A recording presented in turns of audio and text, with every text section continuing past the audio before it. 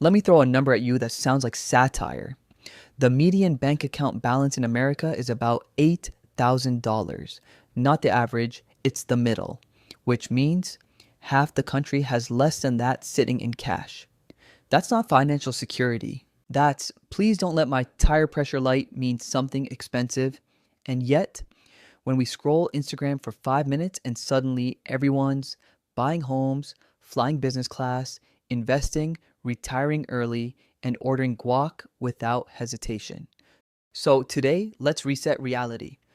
We're breaking down what's actually happening financially in America, why so many people feel stuck, and why struggling right now does not mean you're bad with money. Here's something wild.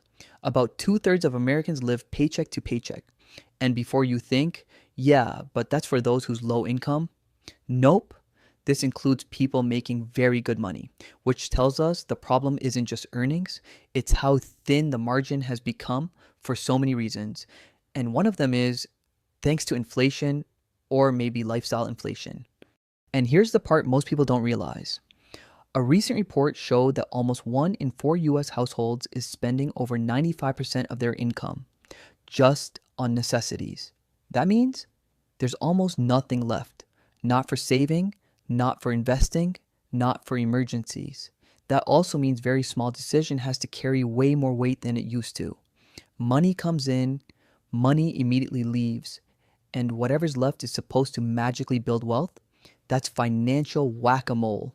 Almost 1 in 4 Americans has zero emergency savings, and more than half have no retirement savings at all. That's not because people don't care about the future, it's because the present keeps sending invoices. Let's talk about the quiet villain. Inflation doesn't kick down the door, it changes the locks while you're at work. Since 2020, prices are up about 25%. Not fancy stuff. It's the stuff you need to survive. Food, rent, insurance, utilities. The bills you can't unsubscribe from.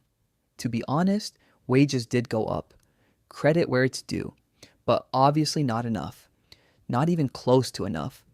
It's like getting a raise while someone keeps turning up the treadmill speed. You're running harder, still in the same place, sometimes falling off the back. That's why about 1 in 3 Americans think they'll be worse off by 2026. And then rent rose faster than paychecks. Insurance jumped like it had caffeine. Groceries quietly became a luxury experience. So when people say, why does it feel harder even though the economy is better? That's why people aren't dramatic. They're not lazy. They're not bad with money. They're tired of paying 2026 prices with 2020 expectations. Inflation isn't loud, but it's heavy. So, what do Americans think what wealth looks like? Let's talk expectations, because this is where the stress actually sneaks in. Most Americans say they need about $2.5 million to feel wealthy, and around $1.26 million to retire comfortably. Sounds reasonable, like you've got a plan, until reality taps you on the shoulder. So let's take a look at the numbers here showing average American net worth by age. This is current data as of late 2025. Quick note here, please don't panic when you see the average net worth on here. The median matters more than the average because a handful of ultra wealthy households jack the average way up. The median is what actually shows what a normal net worth looks like. That's not the bottom, that's the middle. So why does it feel like everyone else is crushing it? Because your brain is wired to compare, and it compares up, not sideways. You don't measure yourself against the average numbers here. It's you measure yourself against the loudest, shiniest examples in the room, the highlight reels, outliers, and an algorithm that thinks everyone owns a lake house. That's like assuming everyone's ripped because you follow fitness influencer. Perspective matters. Now let's add debt into the mix because of course we should. Gen Z carries about $34,000 on average and they haven't even hit the real life levels yet. Millennials, roughly $132,000. Gen X takes the crown at around $158,000. Even baby boomers are still sitting near $92,000. So no, this isn't a kids these days problem. This is everyone. And it's not reckless spending. It's life on hard mode. Education that costs more than a starter home used to. housing that rose faster than your paychecks, healthcare that charges luxury prices for basic survival, and family responsibilities that don't pause for inflation. So debt isn't a moral failure, it's the admission ticket. Then there's credit card debt, the sneakiest villain of all. For people who carry a balance, it's almost $7,000 on average, and nearly half can't pay it off each month. Not because they're reckless, because life doesn't take Venmo later, and no savings means everything goes on the card. Car breaks, card, doctor, card, groceries on day 27, card. Then interest shows up quietly. Every statement, every cycle. At 20% plus interest, that balance isn't just sitting there, it's breeding. That's survival with a service fee. You can do everything right: budget, cut back, skip vacations, cook at home, and still watch progress leak out through interest.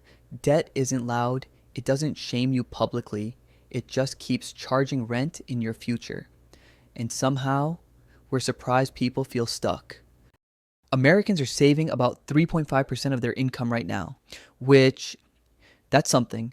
Shout out to anyone saving anything. But for real, long-term wealth building, you're supposed to be closer to 20%. And this is where the advice gets unhinged. Just save more. Cut back on coffee. Live below your means. Which is basically saying, have you tried not having bills? Because you can't save money that already belongs to rent, groceries, insurance, and whatever force keeps raising them. Gravity, vibes, corporate math. You can't optimize what you don't have. You can't spreadsheet your way out of a math problem. So, what can we do? The system is extremely efficient at pulling money out of your life. High interest debt, rising housing costs, subscription creep, wages moving at the speed of a Windows 98 computer. That part is real, but here's the good news.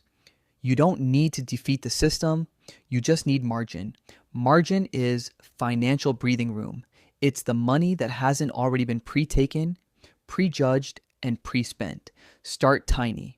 $20, $50 a week. Treat it like a bill, because if you skip it, future you will absolutely send a very angry invoice. Automate it, hide it, do whatever you can to pretend like it doesn't exist. Because if you see it, you'll spend it. To be honest, we already know this about ourselves. Next is to do a spending audit, not a punishment. It's like a Marie Kondo moment for your bank account. Think of your money as a little army. If you don't tell it where to go, it wanders off like a bunch of toddlers in a toy store. Cancel the subscriptions you forgot you had. If it doesn't save time, reduce stress, or actually add meaning into your life, it's just quietly eating snacks in your wallet. And I don't think financing a brand new car while you're living paycheck to paycheck reduces your stress. That's not peace of mind. That's anxiety with leather seats, which brings me to the next one. Lifestyle adjustment. There's a line from The Psychology of Money you need to hear. Spending money to show people how much money you have is the fastest way to have less money. When you buy stuff, you'll end up with stuff and not wealth. Stuff that depreciates, stuff that needs insurance, stuff that needs maintenance, stuff that owns you back. Money gives you options. Stuff gives you clutter and monthly payments. If you're paycheck to paycheck, it's just expensive stress in disguise. So choose the thing that actually lets you breathe. Now let's talk about high interest debt, the silent killer of wealth. That's not just a balance, that's a toxic ex that keeps texting, causing more drama and refuses to let you move on with your life. So try your best to cut that off aggressively, no mercy. You don't need millions to change your financial life. You need a gap between what you earn and what life automatically steals. Wealth doesn't start with abundance, it starts with air and not feeling like your money is holding its breath 24/7. So if you're feeling behind, you're probably not alone. Most Americans are, not because they failed, but because the game quietly got harder. While everyone pretended the rules stayed the same, different prices, different pressure, same expectations. So focus on margin. Protect progress. Even small progress counts.